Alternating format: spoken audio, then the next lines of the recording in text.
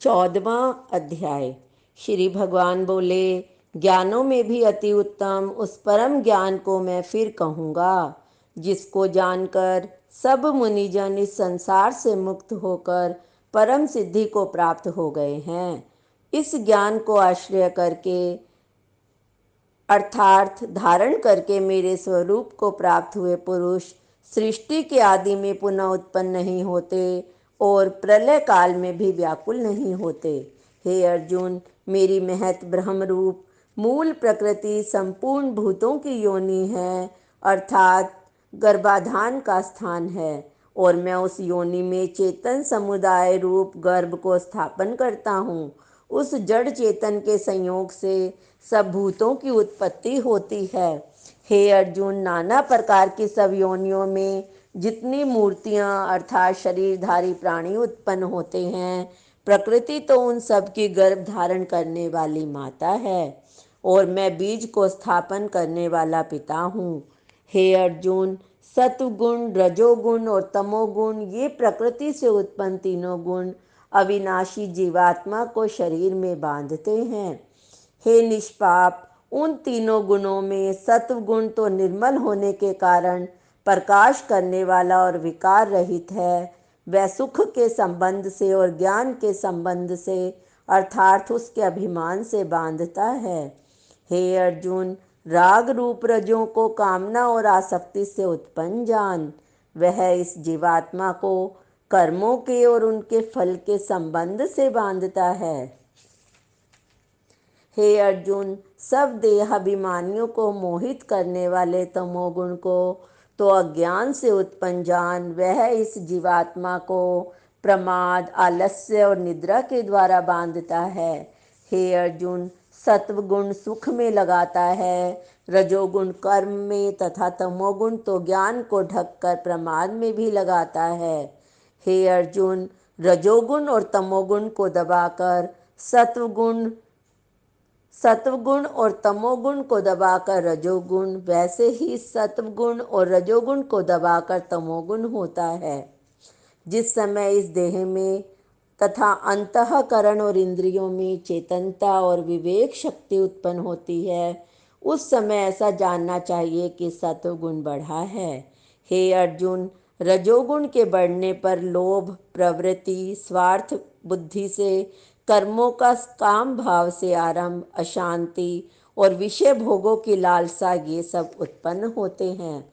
हे अर्जुन, तमोगुण के बढ़ने पर अंतःकरण और इंद्रियों में अप्रकाश, कर्तव्य कर्मों में अप्रवृत्ति और प्रमाद, व्यर्थ चेष्टा, निद्रा आदि अंतःकरण की मोहिनी वृत्तियाँ, यह सब उत्पन्न होते हैं।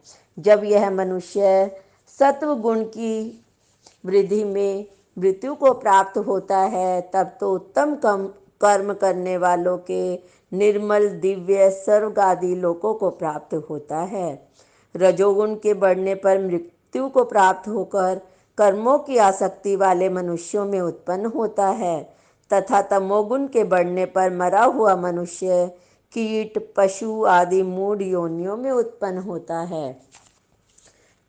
श्रेष्ठ कर्म का तो सात्विक अर्थात सुख, ज्ञान और वैराग्य आदि निर्मल फल कहा जाता है। राजस कर्म का फल दुख एवं तामस कर्म का फल अज्ञान कहा गया है। सत्व गुण से ज्ञान उत्पन्न होता है, रजोगुण से निसंदेह लोभ तथा तमोगुण से प्रमाद और मोह उत्पन्न होते हैं। अज्ञान भी होता है। सत्व गुण में स्थित पुरुष स्वर्ग आदि उच्च लोकों को जाते हैं। रजोगुण में स्थित राजस पुरुष मध्य में मनुष्य लोक में ही रहते हैं। तमोगुण के कार्य रूप निद्रा, प्रमाद, आलस्य आदि में स्थित तामस पुरुष अधोगति को अर्थात कीट, पशु आदि नीच योनियों को तथा नरकों को प्राप्त होते हैं। जिस समय दृष्टा तीनों गुणों के अतिरिक्त अन्य किसी को करता नहीं देखता और तीनों गुणों से अत्यंत परे सच्चिदानंद घन स्वरूप मुझ परमात्मा को तत्व से जानता है, उस समय वह मेरे स्वरूप को प्राप्त होता है। यह पुरुष शरीर की उत्पत्ति के कारण इन तीनों गुणों को उल्लंघन करके जन्म मृत्यु वृद्धावस्था और सब प्रकार के दुखों से मुक्त हुआ परमानंद को प्राप्त होता है। अर्जुन बोले, इन तीनों गुणों से अतीत पुरुष किन किन लक्षणों से युक्त होता है, किस प्रकार के आचरणों वाला होता है? हे प्रभु, मनुष्य किस उपाय से इन तीनों गुणों से अतीत होता है? श्री भगवान बोले, हे अर्जुन, जो पुरुष सत्वगुण के कार्य रूप प्रकाश को और रजोगुण के कार्य रूप प्रवृत्ति को, तमोगुण के कार्य रूप मोह को भी ना तो प्रवृत्त होने पर भी उनसे द्वेष करता है और ना निवृत्त होने पर उनकी आकांक्षा करता है, जो साक्षी के सदृश स्थित हुआ, गुणों के द्वारा विचलित नहीं किया जा सकता और गुण ही गुणों में बरतते हैं, ऐसा समझता हुआ, जो सच्चिदानंद घन परमात्मा में एक ही भाव से स्थित रहता है एवं उस स्थिति से कभी विचलित नहीं होता, जो निरंतर आत्मभाव में स्थित, दुख सुख को समान समझने वाला, मिट्टी पत्थर और स्वर्ण में समान भाव वाला, ज्ञानी प्रिय तथा प्रिय को एक सा मानने वाला और अपनी निंदा स्तुति में भी समान भाव वाला है, जो मान और अपमान में सम है, मित्र और बैरी के पक्ष में भी सम है, संपूर्ण आरंभों में कर्तापन के अभिमान से रहित है, वह पुरुष गुणातीत कहा जाता है।